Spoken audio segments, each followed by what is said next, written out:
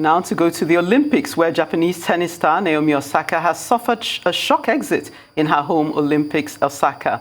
Osaka has been one of the faces of the Games in the Japanese capital and had the honor of lighting the Olympic cauldron in last week's opening ceremony. But the four-time Grand Slam champion could not back that up by winning a medal, losing 6-1, 6-4 to the world number 42 Czech Markéta Vondrousová in the third round.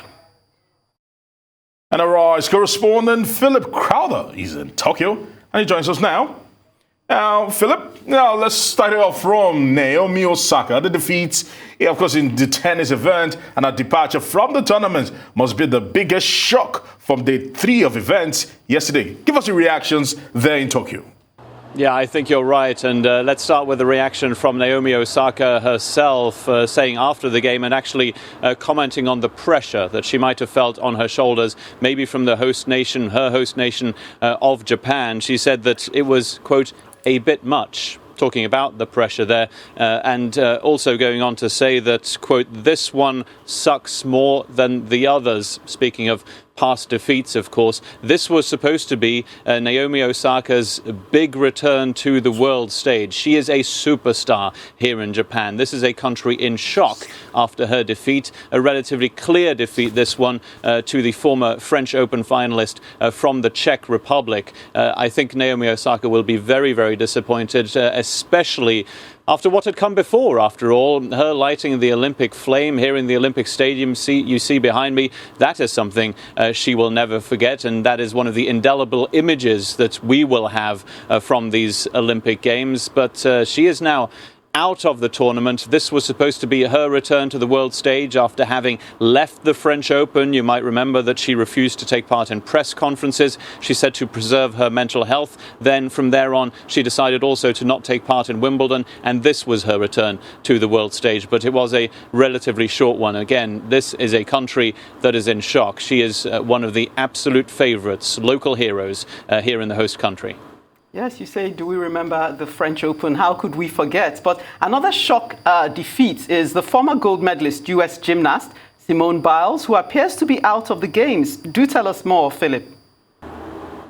Yeah, it's not a defeat as such yet, and we're not yet sure whether she's going to be out of the Olympic Games altogether, because what's happening right now here in Tokyo is actually the women's team finals in gymnastics. She's obviously the star of the show, and she was supposed to become one of the biggest stars of these Tokyo Olympics, making her most likely, according to most experts, into the best gymnast of all time. But she is now out of that team, the female team tournament here in the Tokyo Olympics that is going on as we speak. She might still reappear later on in these Olympics. She injured herself during the vault and did not come back from that injury. So that puts the United States team in all sorts of trouble there. Favorites to win, of course, one would always say, for a team that includes Simone Biles and now, of course, doesn't anymore.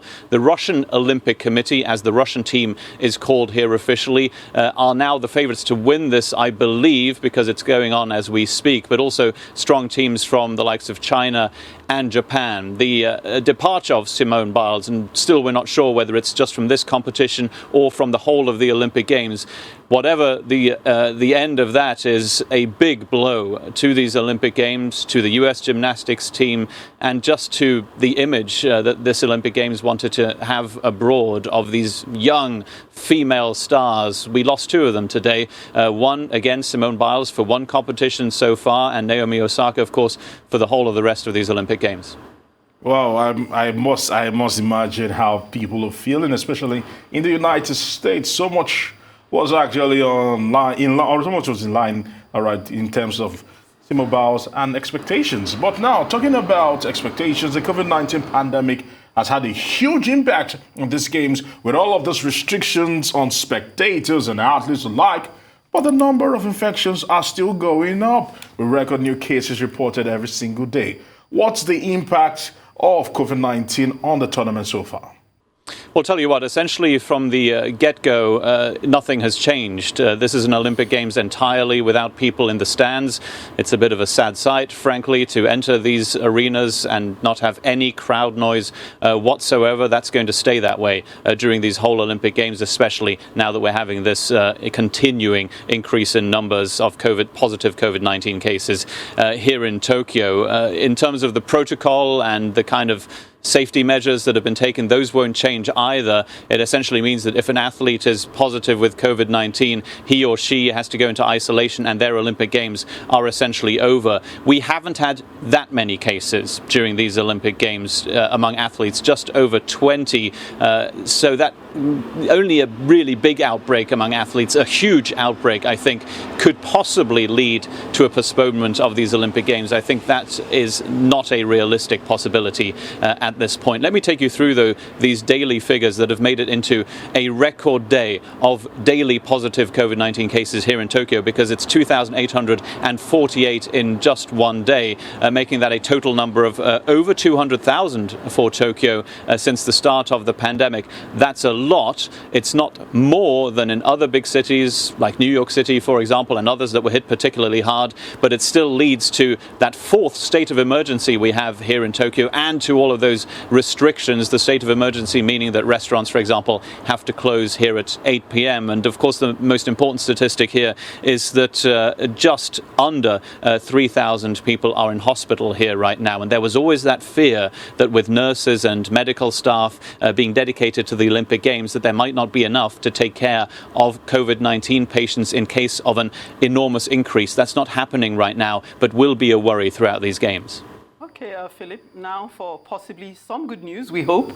There was concern that tropical storm Nepatak was going to batter Tokyo today and cause damage and delays, but we gather it has slid safely past. Bring us up to date on that. Yeah, it's heading toward the northeast of Japan. Might still wreak a little bit of havoc there, but I think we got lucky here in Tokyo. You should have seen this scene, by the way, this precise position where I am right now 24 hours ago. A torrential downpour that typhoon or tropical storm brought here to Tokyo. It was a rough night, and it had us asking how many of those competitions that were going to be held outside today here local time would actually be able to take place. Well, in the end, the impact was relatively minor. You could even say that there was a positive impact, certainly for some surfers out there. That competition taking place almost 200 kilometers away from Tokyo. Some enormous waves there for the competitors. And if you've seen those pictures, some really ominous dark skies, not necessarily something that you associate with your cliched surfing competition, if you will. Some other competitions had to be postponed. Archery, for example, you can understand that when there are really, really strong winds, those arrows are going to be going all over the place, frankly, and some of the rowing exercises had also to be postponed for 2 days. But I think we're essentially on track here for those things to be reprogrammed and for these Olympic Games to get back to essentially the weather that we've been used to here over the last few days, and that means it's going to be very humid again, very hot again. Some athletes, especially tennis stars, had been complaining about that, but that's the weather we get here in Tokyo at this time of the year. All right, Philip, briefly, you've been attended to some of the events as a journalist. Give us your personal perspective and overview of what it is like without the usual throng of spectators in a massive event like the Olympics. Well, look, frankly, it's very sad to enter those arenas. Tokyo was ready for a spectacular Olympic Games. The timing, incredibly unfortunate for the city. We talked a lot about large spread opposition to these Olympic Games being held during the pandemic. That was very much the case, but I think there was also a lot of sadness here that the people of Tokyo and the people of Japan would not be able, that nobody here in Tokyo would be able to see a single second of Olympic sport with their own eyes. And when you enter these arenas that we, of course, as the privileged few, as journalists and officials, coaches and athletes get to see, it's just hugely disappointing to have no crowd noise at all, to have no clapping, no singing. Take for an example one of the new sports here at the Olympic Games, the 3x3 basketball. That's 3 versus 3, and that is a game that comes with MCs, it comes with DJs, it comes with music, and there was a DJ playing to Well, absolutely nobody. And instead of creating an atmosphere, it reminded us really of what was missing. These will always be the Olympic Games that will be associated, yes, with sporting prowess, but also with that just incredible, extraordinary circumstance that a pandemic forced these games to tell the people of Tokyo, the people of Japan, and the people of the world to stay away. Okay, well, thank you, Philip. Make the most of it despite the pandemic. Philip Crowther there, Arise correspondent at the Tokyo 2020 Olympics.